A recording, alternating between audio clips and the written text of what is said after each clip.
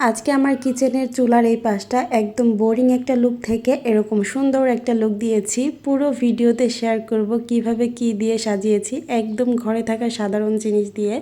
আমার কিচেনের এই যে চুলার এই পাশটা কিন্তু একদমই সাদামাঠা, কোনো কিছুই রাখা নেই। তো যখন আমি এই দিকটাতে একটু ক্যামেরা ধরি তখন কিন্তু মানে একদম সিম্পল লাগে। আমার কাছে মনে হয় যে ব্যাকগ্রাউন্ডটা আর একটু সুন্দর করা দরকার, এতে করে আরও বেশি ভালো লাগবে। কিচেনটা সুন্দর করে সাজানোর জন্য আমি এরকম একটা ঝাড় নিয়েছি। এই ঝাড়টা কিন্তু চাইলেই এক কর্নারে ঝুলিয়ে দেওয়া যেত। আমার কাছে মনে হয় তাতে খুব একটা বেশি ভালো লাগতো না।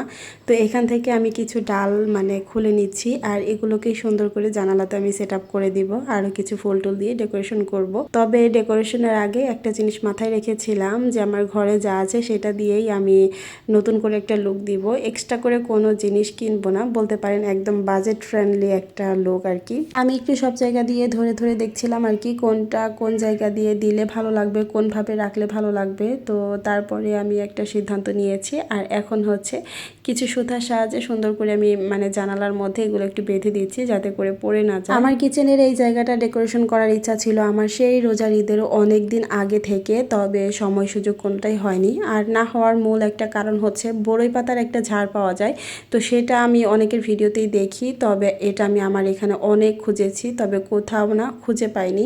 আর সেটার অপেক্ষায় থাকতে থাকতেই আমার এত দিন লেট হয়ে গেছে। আমি কিন্তু অপশনাল হিসেবে যে ঝাড়টা মানে জানালার মধ্যে দিলাম সেই ঝাড়টা কিনে নিয়ে এসেছিলামও রোজার ঈদের আগে, যদি বড়ি পাতার ঝাড়টা না পাই এটা দিয়ে সাজাবো। তবে ওই যে আবার বাবার বাসাতে চলে গেলাম, সব কিছু মিলিয়ে মানে আর ঈদের আগে ডেকোরেশনটা করা হয়নি। এখন ঈদের পরে এসেও আর সময় সুযোগ মিলাতে পারছিলাম না। ফাইনালি আজকে কিচেনটা তো ক্লিন করে তারপর হচ্ছে আমি সুন্দর করে ডেকোরেশন করে নিচ্ছি। এই কর্নারটাতে সুন্দর করে একটু ফুল দিয়ে দিচ্ছি। আমি একটা অলিভ অয়েলের বোতল নিয়েছি, যেহেতু বোতলটা মানে হাঁড়ি পাতিল যখন আমি দিয়ে রান্না করব তখন দেখা যাবে না। আর এখানে আমি অন্য কোনো কিছু দিলে সেটা তেল চিটচিটে হয়ে ময়লাও হয়ে যাবে। কাচের এই বোতলটা ক্লিন করতে সুবিধা হবে বিধায় এই বোতলটা দিয়েছি। আর একটা ফুলের টব থেকে কিন্তু আমি ওই সবুজ পাতাটা নিয়ে এসেছিলাম, আর একটা ফুল থেকে তো কেটে আমি ফুলটা নিয়েছি দেখেছেন। তো দুয়ে মিলে আমি হচ্ছে এই কর্নারটা সাজিয়েছি। সব কিছু মিলিয়ে ঝিলিয়ে আমার কাছে মনে হচ্ছে বেশ ভালোই লাগছে। আর আমি কিচেনটা সাজাতে সাজাতে বাহিরে মানে একদমই আকাশ মেঘলা হয়ে আসছিল, সেই সাথে বাতাসও ছেড়েছে, বেশ ভালোই লাগছিল মনটা। আর এখন কিন্তু প্রায় সন্ধ্যা সন্ধ্যা হয়ে আসছে। তো সব কিছু মিলিয়ে আমার রান্নাঘরটাও নতুন করে সাজিয়েছি, আবার বাতাসে যখন সব কিছু দুলছিল সব মিলিয়ে মাশাল্লাহ দিলে ভালোই লাগছিল।